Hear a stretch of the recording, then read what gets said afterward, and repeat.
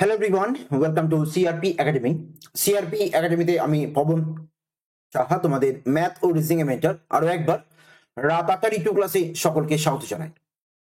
তো তোমরা আজকে যে ক্লাসটি করতে চলেছো সেটা অবশ্যই আমাদের পুলিশ রিলেটেড ক্লাস।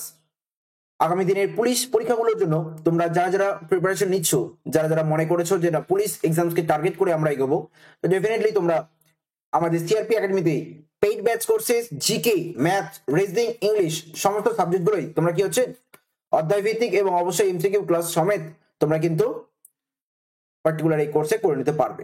ক্লাসটি কিন্তু গত 12ই মার্চে শুরু হয়েছে। তোমরা যারা যারা ইন্টারেস্টেড রয়েছো আমাদের স্ক্রিনে দেওয়া যে নাম্বারটা দেখতে পাচ্ছ 9647553612 এই নাম্বারে কন্ট্যাক্ট করে নেবে। সমস্ত রকমের ডিটেলস গুলো তোমরা জানতে পেরে যাবে। কোর্স ফিসটা খুব মিনিমাম রাখা হয়েছে যাতে কিনা সমস্ত স্টুডেন্টরাই আমাদের এই ক্লাসে জয়েন করতে পারে। এবং দেখো, আমাদের কাছে একটাই বক্তব্য, যেটা হচ্ছে যে ফিনান্সিয়াল ব্যারিয়ার যেন কোনো রকম কোনো বাধা না হয়ে দাঁড়ায়, এবং এটার জন্য আমরা কিন্তু কোর্স ফিসটাকে খুবই মিনিমাম রেখেছি। এবং আমরা আশা রাখবো তোমরা সকলে মিলে এই কোর্সে এসে জয়েন করে নিজের নিজের বেসিক থেকে অ্যাডভান্স লেভেলের পড়াশোনাগুলোকে করে নিতে পারবে। অবশ্যই দেখা হচ্ছে আমাদের সংগ্রাম ব্যাচের 3 নম্বর ক্লাসে, 3 নম্বর ব্যাচে আর কি।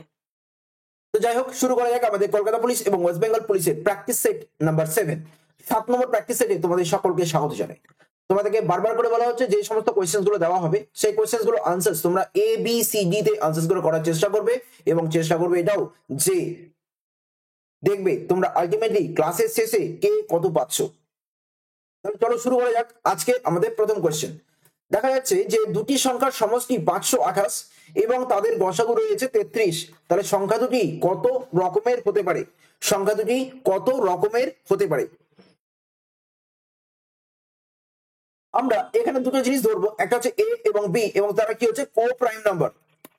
কো প্রাইমের বাংলাটা হচ্ছে, আমি লিখেও রাখছি, সেটা হচ্ছে কি সহ মৌলিক সংখ্যা। সহ মৌলিক সংখ্যা। তাহলে সংখ্যা দুটো কি হতে পারে? একটা হবে 33A আর একটা হবে 33B, এবং এদের দুটো যে যোগফল সেটা কত হচ্ছে 528। তাহলে a প্লাস বিটা আমি একবারে বের করবো, এবং সেটা কত হবে 528 ভাগ 33। তো কত হবে? এটা বেসিক্যালি হয় 16, ঠিক? এবার a প্লাস বি মানে হচ্ছে ধরো 16, তাই তো? এই 16কে কো প্রাইম নাম্বার আকারে কত ভাবে ভাগ করা যাবে সেটাই হচ্ছে আমাদের এখানে আলোচ্য বিষয়। তাহলে 16 যে নাম্বারটা রয়েছে তুমি 1 এবং 15 হিসাবে ভাঙতে পারো 16কে। তুমি 2 এবং 14কে করতে পারবে না, কেন বলতো? কারণ 14কে 2 দিয়ে ভাগ যায়, তাই না? তাহলে তোমাকে করতে হবে 3 এবং 13। দেখো 13কে 3 দিয়ে ভাগ যায় না। সিমিলারলি তুমি 4 এবং 12কে করতে পারবে না। সিমিলারলি 5 এবং 11তে অবশ্যই করতে পারবে। আবার 6 এবং 10ও করতে পারবে না, সেখানেও কিন্তু আমরা ভাগ করে নিতে পারছি।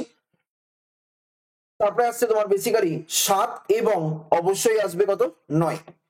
তাহলে এই টোটাল 4 প্রকার আসবে, আর কোনো কিছু থাকবে না। তাহলে আমার আলটিমেটলি সংখ্যাগুলো কিরকম হচ্ছে 33 ইন্টু 1, আরেকটা হবে 33 ইন্টু 15, আর এক রকম আসবে 33 ইন্টু 3, আরেকটা হবে 33 ইন্টু 13। এইভাবে জিনিসটাকে কন্টিনিউ করানো যাবে, ঠিক আছে? তাহলে এরকম দেখো, এটা আমার 1 জোড়া, এটা আমার 2 জোড়া, এটা 3 জোড়া, এটা 4 জোড়া। তাহলে এইরকম 4 রকম আমার সংখ্যা আসতে পারে। আনসার করে আসবো অপশন বি। আনসার করে আসবো option B is the right answer. Next কোশ্চেনে আসি। 1/3 এবং তার অনন্যকের বিয়োগফল কত হবে? 1/3 এবং তার অনন্যকের বিয়োগফল কত হবে? কিভাবে করবে?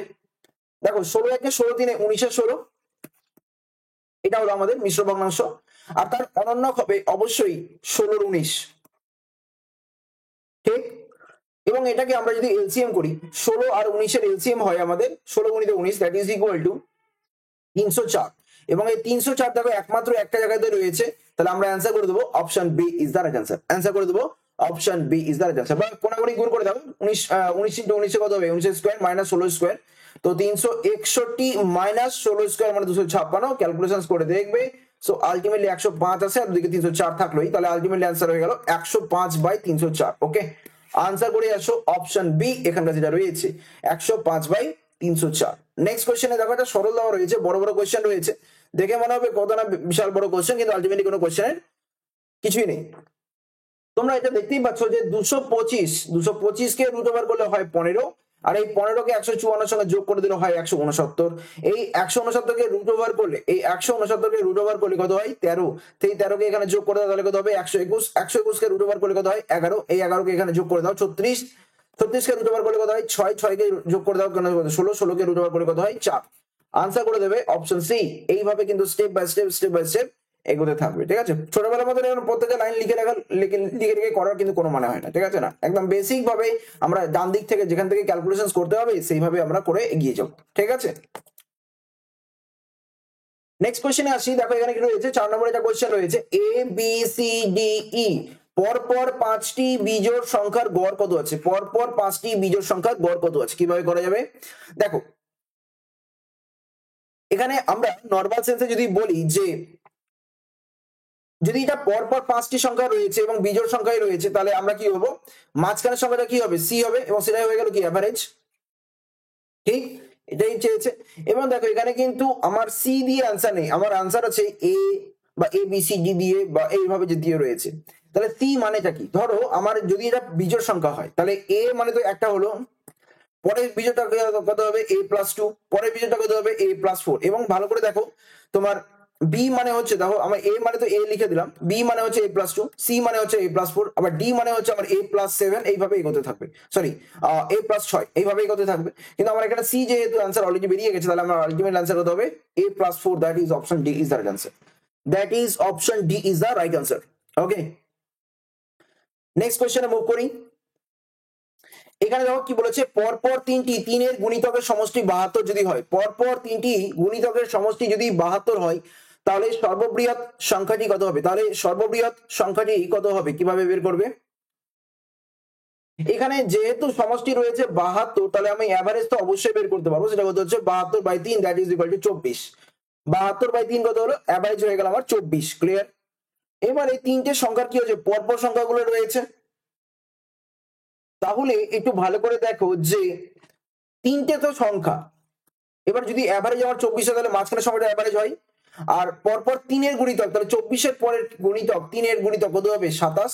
তাহলে আমার সর্ববৃহৎ সংখ্যাটি পেয়ে গেলাম কত 27, দ্যাট ইজ অপশন বি। এবার কোনো কারণে যদি জিজ্ঞেস করতো যে সর্বকনিষ্ঠ সংখ্যা বা সবচেয়ে ছোট সংখ্যাটা কি হবে, তাহলে 24-এর আগে 3-এর গুণিতক কি আছে 21, এবং সেই 21টাকে আমরা অ্যান্সার করে চলে আসতে পারবো। যাই হোক, এটা হচ্ছে আমার সর্বকনিষ্ঠ আর এটা হচ্ছে আমার সর্ববৃহৎ, আলটিমেটলি অ্যান্সার করে আসি 27 is the right answer. Next, 3 বছরের ব্যবধানে জন্মগ্রহণ করা 5 জন শিশুর বয়সের সমষ্টি হচ্ছে 50। তাহলে সবচেয়ে ছোট শিশুর বয়স কত হবে, ঠিক আগের কোশ্চেনটার মতনই অনেকটা। তো 5 জন শিশুর বয়সের সমষ্টি যদি বলে 50, তাহলে অ্যাভারেজ কত হবে 50/5, দ্যাট ইজ ইকুয়াল টু 10। ঠিক। এবার যেহেতু আমার এখানে 3 বছরের ব্যবধানে জন্মগ্রহণ করা 5 জন শিশু রয়েছে, তাহলে 5 জনের যদি অ্যাভারেজ আমার এইভাবে নেওয়া যায়, তাহলে 5 জনের অ্যাভারেজ মানে কত, মাঝখানেটা হচ্ছে 10। ক্লিয়ার। এবার বলেছে সবচেয়ে ছোট শিশুর বয়স কত হবে, তাহলে 3 বছরের ব্যবধানে, তাহলে 10-এর আগেরটা কত হবে 10 - 3, তাহলে হয়ে গেল আমার 7, 7-এর আগে -3 করে দাও, তাহলে হয়ে গেল আমার 4। আলটিমেট আনসার এসে কত, option C is the right answer. 4 বছর is the right answer. Basic ভাবেই করবে, কোনো রকম কোনো জটিলতা নিয়ে আসার চেষ্টাই করবে না, ঠিক আছে। চলে আসো নেক্সট কোশ্চেনে। দেখো এখানে একটা করণীয় কোশ্চেন রয়েছে, দেখে মনে হবে কত নাকি কঠিন কঠিন কোশ্চেন, কিন্তু আলটিমেটলি যদি তুমি একটু প্র্যাকটিস করো বা একটু যদি তুমি মেন্টালি ক্যালকুলেট করতে পারো, তাহলে দেখবে খুব ইজিলি কোশ্চেন গুলো নামিয়ে আসতে পারছো। তো এখানে কি রয়েছে, 7 নম্বর রয়েছে x = 3 + 2√2, তাহলে √x - 1/√x এর ভ্যালু কত হবে, কিভাবে বের করবে। দেখো এখানে আমরা যেটা করতে পারি সেটা হচ্ছে যে এখানে আমরা √x যেহেতু রয়েছে, তাহলে √x এর ভ্যালুটা আগে বের করব।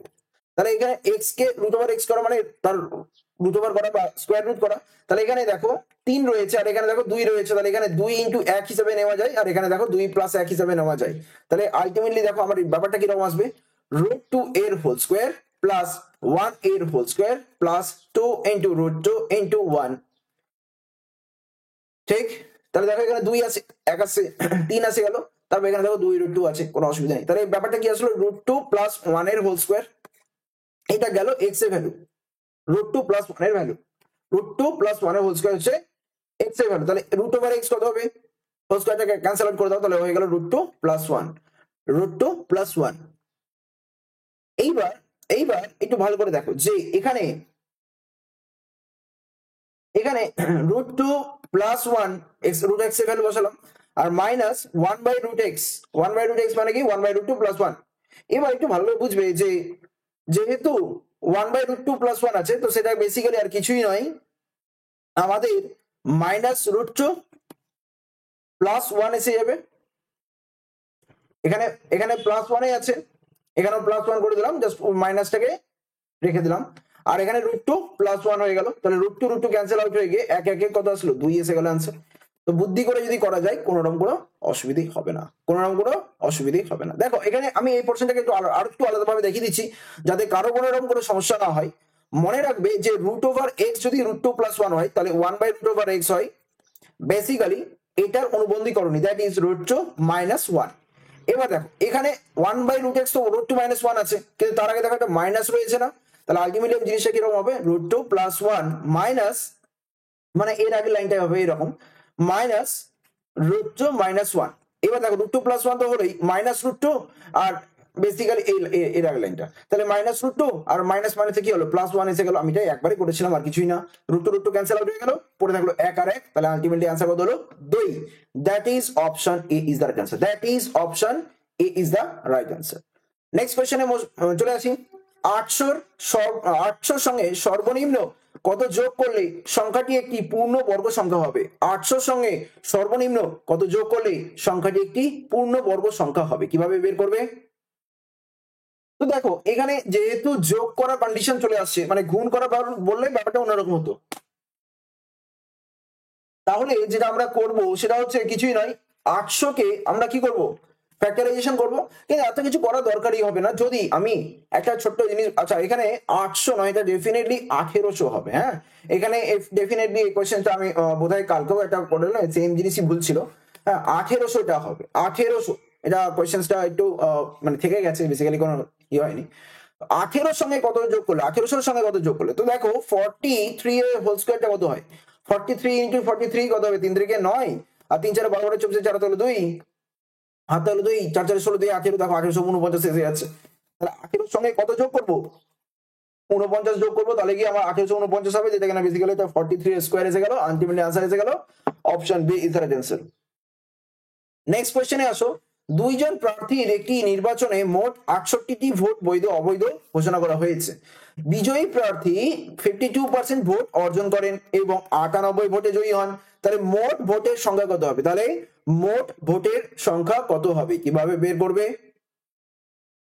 দেখো দুইজন প্রার্থীর একটি নির্বাচনে যদি তোমার 68টি ভোট অবৈধ ঘোষণা হয়েছে, পরে আমরা আলোচনা করছি। আপাতত দেখি যে বিজয়ী প্রার্থী তোমার 52% ভোট পেয়েছে, তাহলে যিনি মানে বেসিক্যালি জিতে গেছেন তিনি 52% পেয়েছেন, আর যিনি হেরে গেছেন বা পরাজিত হয়েছেন তিনি 48% পেয়েছেন। এদের দুজনের যে মার্জিনটা সেটা কত হবে, 4%। এই 4%টাই অ্যাকচুয়ালি বলা হচ্ছে 98 ভোট, তাই না? তাহলে এখানে আমি 100%টা একটু বের করে নিই, সেটা কত হবে? এখানে দেখো 25 দিয়ে আমি কিন্তু গুণ করে নিতে পারি, তাই তো? 25 দিয়ে এটাকে যদি গুণ করি তাহলে এখানে তো 25 দিয়ে গুণ আসবে, তাহলে 25 হাতে কত হবে, 200 শূন্য হাতে গেলো 20, 25 নয় 225, তার 20 তে 245, তাহলে হয়ে গেল 2450, 2450। দয়া করে এটাকে অ্যান্সার করে দিও না, এখানে বলেছিল মোট ভোটের সংখ্যা, তো এটা তো গেল আমার টোটাল মানে বৈধ ভোট বা ভ্যালিড ভোট 2450টা, কিন্তু এখানে কি বলা হয়েছে 68 খানা ভোট ক্যান্সেল করা হয়েছে, তাহলে টোটাল যে ভোটটা সেটা কত হবে, 2450 প্লাস 68 কত হবে? সো বেসিক্যালি এটা হয়ে যাবে আমার 2518টা। এটাই কিন্তু এই কোশ্চেনের ট্রিক্স, আর কিছু না। অ্যান্সার এসে গেল option D is the right answer, answer এসে গেল option D is the right answer. চলে আসো নেক্সট কোশ্চেনে। দেখো 350 টাকায় 100টি লেবু কিনে তা 1 ডজন 48 টাকা দরে বিক্রয় করলে কত শতাংশ লাভ বা ক্ষতি হবে? কত শতাংশ লাভ বা ক্ষতি হবে, কিভাবে করবে? দেখো এখানে আমরা যেটা জানবো সেটা হচ্ছে যে আমরা এক একটা লেবুর দাম বের করব।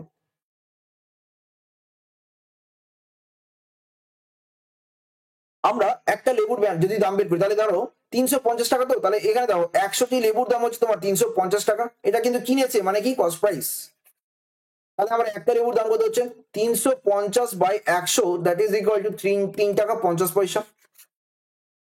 আর এখানে বিক্রয় করেছে, তো বিক্রয় করা মানে কি সেলিং প্রাইস, সেটা কত করেছে 1 ডজন 48 টাকা ধরে, দ্যাট মিনস 48টি লেবুর দাম আছে তোমার 1 ডজন, মানে সরি 48 টাকা, ও উল্টো ভাবে লিখছি, দাঁড়াও 1 সেকেন্ড দাঁড়াও, এখানে আমি জাস্ট উল্টো ভাবে লিখে ফেলেছি, আর কিছুই না। তাহলে 1 ডজন মানে 12টার দাম হচ্ছে আমার কত 48 টাকা, তাহলে 12টার দাম হচ্ছে আমার কত 48 টাকা, তাহলে আলটিমেটলি একটা দাম কত হবে বলো, 4 দিয়ে ভাগ হচ্ছে, তাহলে 4 টাকা হয়ে গেল, তাহলে এটা কি হলো এসপি হয়ে গেল, এটা এসপি আর এটা কি কস্ট প্রাইস সিপি। তাহলে আমার কি হচ্ছে লাভ বা ক্ষতি যদি বের করতে, তাহলে দেখতে পাচ্ছি আমার এসপি তো বেশি, এসপি যদি বেশি হয় তাহলে কি হয়, সেটা ইন্ডিকেট কি করে, প্রফিট ইন্ডিকেট করে। প্রফিট হচ্ছে লাভ হচ্ছে, এই লাভটা কি হচ্ছে, ক টাকা লাভ হচ্ছে, 50 পয়সা লাভ হচ্ছে, ক টাকার উপরে, 3 টাকা 50 পয়সার উপরে, এবং 100% ফেলে চলে আসো। সো আলটিমেটলি দেখো এখানে পয়েন্ট পয়েন্ট কেটে যাবে, এবং আলটিমেটলি 1/7 আছে। তো 1/7 মানে কত হলো, 14.2/7, 14.2/7% কি হবে, লাভ। 14.2/7% কি আসবে, লাভ। অ্যান্সার করে আসো অপশন সি, অ্যান্সার করে আসো option C is the right answer. Next কোয়েশ্চেনে আসো, এখানে বলা হচ্ছে 234 এবং 104 এর গুণোত্তরীয় মধ্য কত হবে। গুণোত্তরীয় মধ্যকটা মানে বেসিক্যালি কিছুই নয়, 234 ইজ রিলেটেড টু x এবং তার সাথে x ইজ রিলেটেড টু 104, এইরকম কন্ডিশন। তাহলে 234 by x is equal to x by 104, তাহলে এখানে x square is equal to কত হবে, 234 গুণিত 104, এবং এটাকে যদি আমি x এর ভ্যালুটা ডাইরেক্টলি বের করতে চাই রুট ওভার করে দিলেই হয়ে গেল। গুণোত্তরীয় মধ্যক মানে হচ্ছে a এবং b, লিখে রাখো a এবং b এদের গুণোত্তরীয় মধ্যক হচ্ছে তোমার রুট ওভার a b, সেটাই বলছি দেখো, গুণ করে রুট ওভার করে দেওয়া।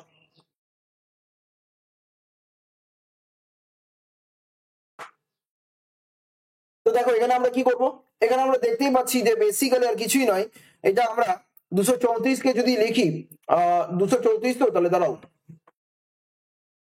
কত লিখবো, দাঁড়াও দাঁড়াও দাঁড়াও দাঁড়াও, আচ্ছা 104 কে আমরা লিখছি 13 গুণিত 7 13 91, 8 13 104, ঠিক আছে, 13 গুণিত 8, তাহলে এটা 13 দিয়ে নিশ্চয়ই যাবে, নাহলে অঙ্কটাই মিলবে না।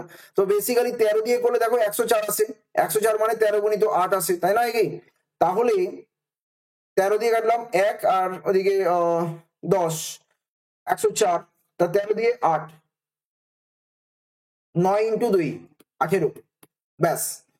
এবার এখানে দেখো একটু ভালো করে, যদি আমরা খেয়াল করি, ভুল করলাম নাকি, একটু দাঁড়াও তো দেখে নিত, 13 গুণিত 8 হয়ে গেল, আর এখানে 13 দিয়ে কাটো, 13 একে 13, 10 আর 4, হ্যাঁ মানে 104, 13 8 104 হবে, এটা 8 হবে, হ্যাঁ এটা 8 হবে। তাহলে 13 10 কি ব্যাপার, কি ভুল হচ্ছে, 234 কে 13 দিয়ে ভাগ করো, 13 একে 13, 10 আর 4, 13 8 ও 18 হচ্ছে, আচ্ছা ওকে।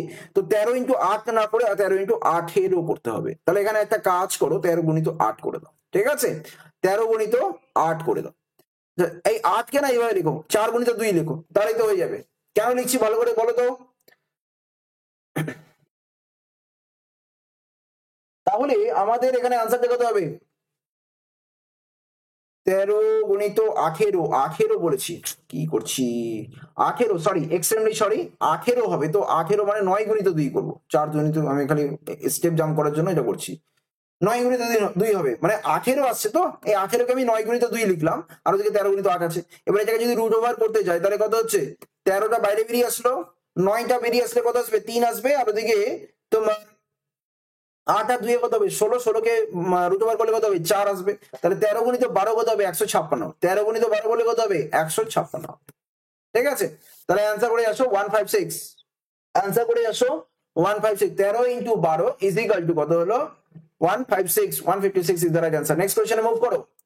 সমীরণ 50,000 টাকা দিয়ে একটি সফটওয়্যার ব্যবসা শুরু করেন এবং 6 মাস পরে নগেন 80,000 টাকা মূলধন নিয়ে সমীরণের সঙ্গে যোগদান করেন, ভালো কথা। 3 বছর পরে তারা মোট 24,500 টাকা লাভ করছেন, তাহলে সমীরণ লাভ থেকে কত টাকা পাবেন, তাহলে সমীরণ লাভ থেকে কত টাকা পাবেন। দেখো এখানে দুটো জিনিস বুঝতে হবে, এক তো হচ্ছে 50,000 টাকা 80,000 টাকার এই বড় অ্যামাউন্টটাকে সিম্পলি কেটে দেওয়া যায়, 4টে শূন্য কেটে দাও, তাহলে ধরে নাও সমীরণ 5 টাকা এবং নগেন 8 টাকা দিয়ে ব্যবসা শুরু করেছিল। মজার ব্যাপারটা হচ্ছে এখানে সমীরণ কিন্তু প্রথমে শুরু করেছে, তাহলে এখানে সমীরণকে 5 টাকা দাও, এবং ব্যবসাটা কতদিন চলেছে, 3 বছর, তাহলে 3 বছর নিয়ে নাও। আর নগেন কি করেছে, 6 মাস পরে জয়েন করেছে, তার মানে কি নগেনের ব্যবসাটা কত, 2.5 বছর চলেছে, আর 8 টাকা দিয়ে যদি ধরি, তাহলে এটা আমি লভ্যাংশের অনুপাত পেয়ে যাবো, সেটা কত হবে, 5 গুণিত 3, আর ওদিকে 8 গুণিত 5 এর 2, 2 দিয়ে কেটে দাও 4, তাহলে 4 ইন্টু 5 রয়েছে এখানে, 5 5 ক্যান্সেল হয়ে গেল, তাহলে 3:4 হয়ে গেল আমাদের লভ্যাংশের অনুপাত, ঠিক, লভ্যাংশের অনুপাত বা ইনভেস্টমেন্ট রেশিও কত, 3:4। এবার আমার টোটালটা হচ্ছে কত, এখানে 7 ইউনিট। এবার এখানে তারা টোটাল লাভ করেছে কত, 24,500 টাকা, তাহলে 7 মানে হচ্ছে তোমার ওই 24,500 টাকা।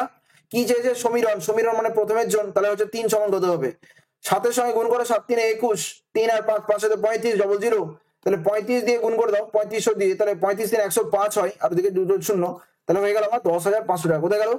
অপশন এ 10,500 টাকা, অপশন এ 10,500 টাকা। নেক্সট কোয়েশ্চেন, একটি কাজ 5 জন পুরুষ বা 9 জন মহিলা 19 দিনে করতে পারে।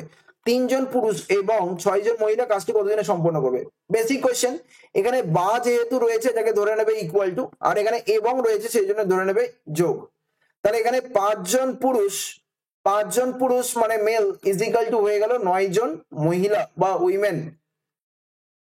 এইবার এখানে বলেছে যে 3 জন পুরুষ তাহলে আগে একজন পুরুষের ভ্যালুটা বের করে নাও, 9/5 ওয়েন। তাহলে 3 জন পুরুষের কত হবে? 3 দিয়ে গুণ করে দাও, 3 দিয়ে গুণ করলে কত হবে? 3 9 27/5, 27/5 উইমেন হয়ে গেল। তাহলে এখানে 3 জন পুরুষের ভ্যালুটা হয়ে গেল 27/5 উইমেন, আর সাথে আর 6 জন মহিলা রয়েছে, মানে 6 উইমেন করে দাও। তাহলে আলটিমেটলি কত হলো? 6 5 30 আর 27 হয়ে গেল 57/5 উইমেন। এটাই বের করতে হবে। এবার আমাকে M1D1 কনসেপ্টে চলে আসতে হবে। M1D1 কনসেপ্ট কি আছে? M1D1 is equal two M2D2। তাহলে এবার এটাকে কি করব? প্রথম ক্ষেত্রে দেখো আমি মহিলা দিয়ে, আলটিমেটলি মহিলা দিয়ে আমি পুরো কনভার্সনটা করলাম, তাহলে মহিলাটাকে ধরবে। এখানে কত আছে? 9 জন মহিলা, তাহলে 9 জন মহিলা কত দিনে করছে? 19 দিনে, ইজ ইকুয়াল টু দ্বিতীয় ক্ষেত্রে আমার 57/5 জন মহিলা কাজ করছেন, এবং সেটা কত দিনে করবে এটাই আমাকে আলটিমেটলি আনসার করতে হবে। কি করবো? এখানে 19 দিয়ে কেটে দেবো 3, আর এখানে 3 দিয়ে কেটে দেবো 3, তাহলে D2 কত হবে? 3 5 কত হলো? 15। 3 5 কত হবে? 15 দিনে কাজটি কমপ্লিট হয়ে যাবে। আনসার করে আসো, option A is the right answer, option A is the right answer.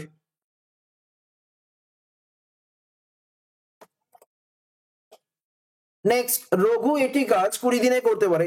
চন্দন রঘুর থেকে 25% বেশি দক্ষ, তবে চন্দন কাজটি কতদিনে শেষ করবে?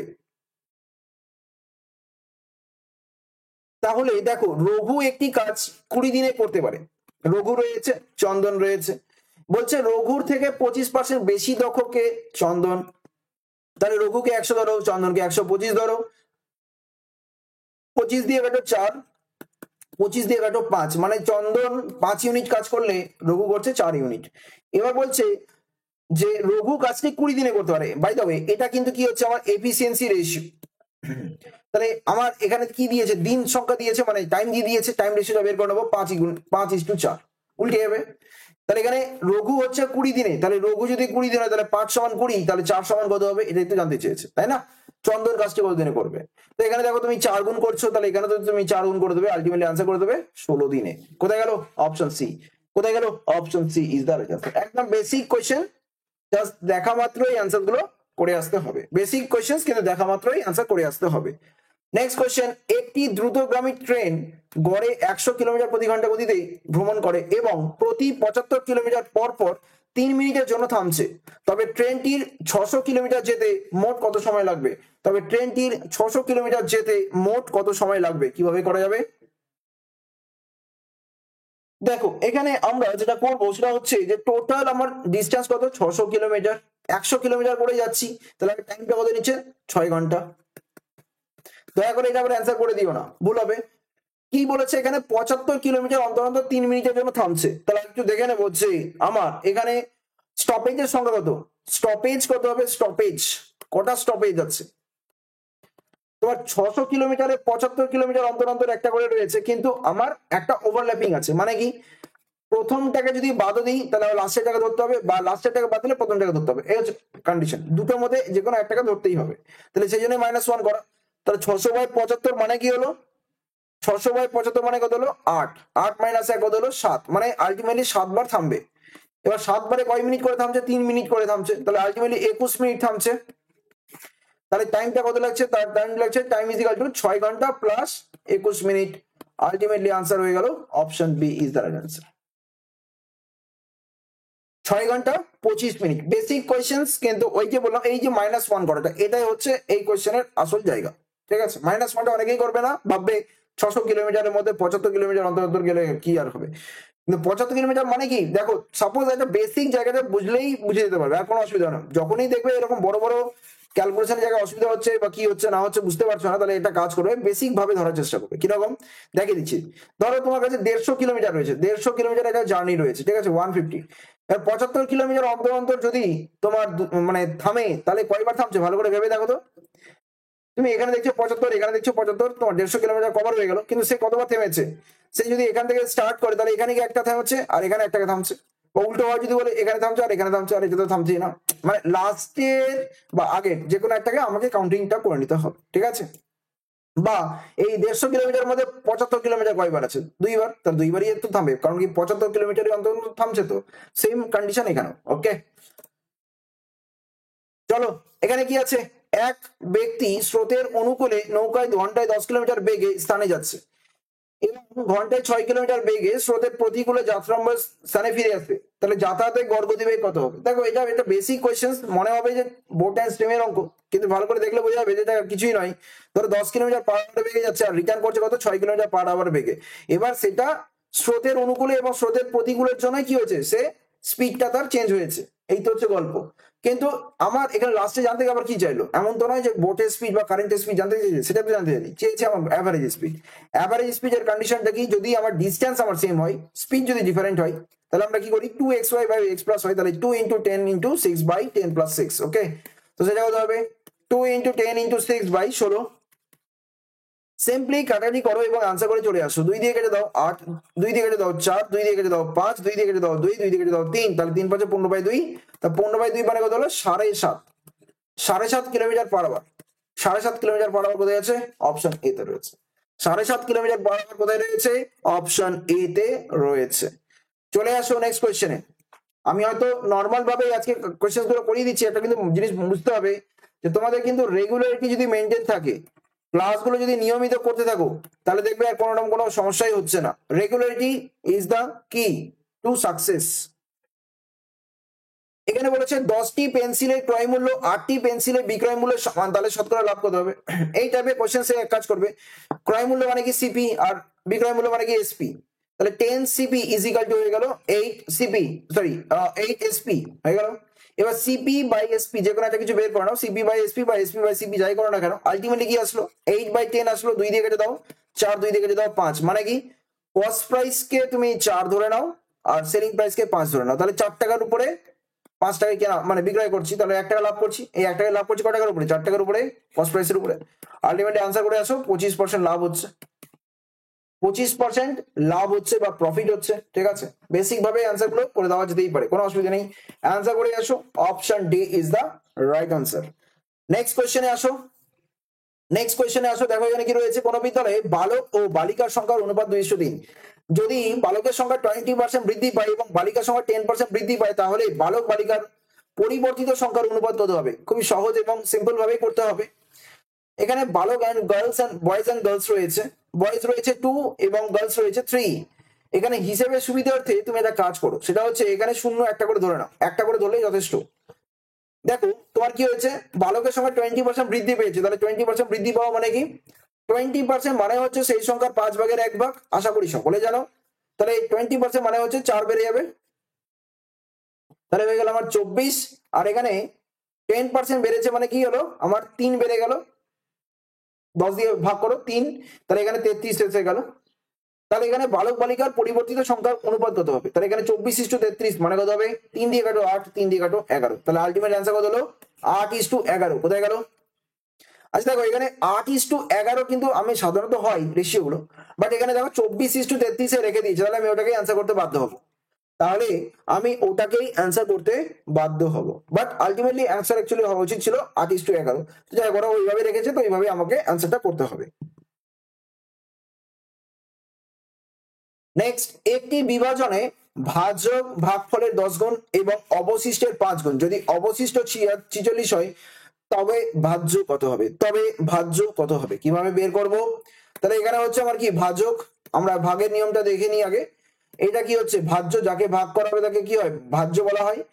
যেটা আনসার বেরোবে সেটা কি হবে, ভাগফল হবে, এবং যেটা আলটিমেটলি আনসার মানে অবশিষ্ট থাকবে সেটা কি হচ্ছে, ভাগশেষ হচ্ছে। তাহলে এখানে দেখো আমাকে খুব সুন্দরভাবে বলে দিয়েছে যে অবশিষ্ট হচ্ছে 46, বলেই দিচ্ছে। তাহলে এটা যদি 46 হয়, আর এখানে বলেছে অবশিষ্টের 5 গুণ কি আছে, ভাজক। তাহলে ভাজক হচ্ছে কত, 46 গুণিত 5। এবার দেখো ভাজক আবার ভাগফলের 10 গুণ, ভাজক আবার কি হচ্ছে ভাগফলের 10 গুণ।